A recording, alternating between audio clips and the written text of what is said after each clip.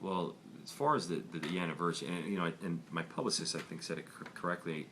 It's hard to look at it as an anniversary, because an anniversary is usually a time of celebration. It's usually a time to celebrate a momentous occasion in life, like a wedding or the birth of a son, or your birthday. But to me, it's more of a commemoration, because um, whether it's the 10th, whether it's the first, the 10th, or the 100th, it's a time to commemorate and memorialize those we've lost, those that have given the ultimate sacrifice, that gave them themselves to save others. And as much as we're inundated with the planes crashing into the towers, and the towers crashing, and the death and the destruction and the terrorism from that day, we have to we have to we have to stop and think about all of the acts of kindness, all of the giving of oneself in order to save others. So as many lives that were lost that day, there were so many that were saved because of acts of kindness from other people, because firemen, knowing what they were facing and knowing what they were going up, when they were going up those steps, and knowing the full terror that was going on around them, but yet they charged in to go and help others. And to me, the day is supposed to be spent commemorating them, memorializing them. There's an old adage that we memorialize the ones we love by continuing to love. I think with 9/11, the best way to memorialize those that we lost is and to serve that day, is to continue to serve, is to go out and help others, to go out and be considerate, and actually look at it as a day of service, to go out and perform or do that one act of kindness. I think that's the best way to move forward and honor those.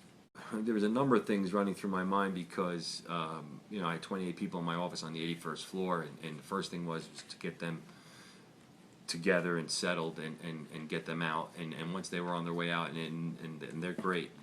The group I worked that worked for me was an awesome group, because no one went out alone. They all stuck together, and because of that reason, I really attribute to they all made it. They all survived. And then once I found Tina, it was just a matter of getting myself out, getting her out, and trying to get home. But once I got out and I got to the bottom, and I witnessed these seeing things you don't want to witness in a lifetime, and really saw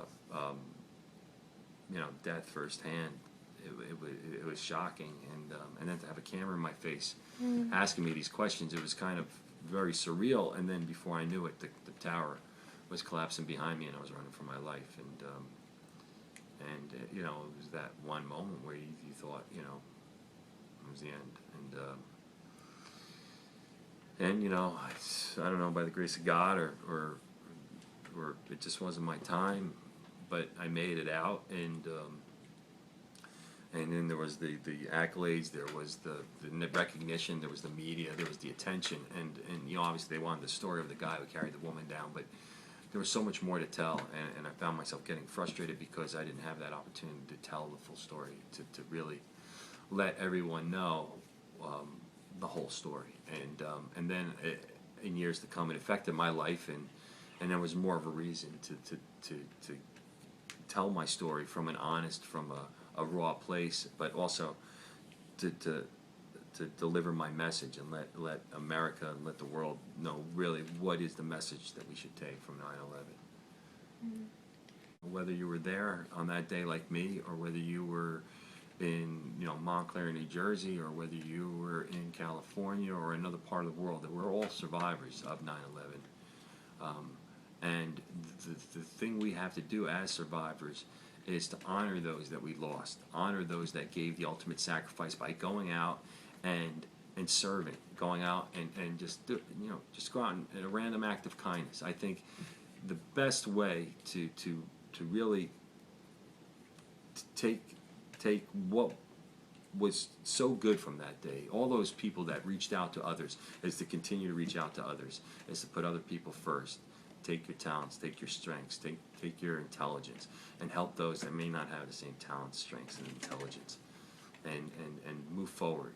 That day, I lost that for a while, and that's the message to me, the why, the question was that there is no answer. It's just going back and doing, and that's how I'm gonna continue to live my life and move forward. Is to go out and do. and not ask why.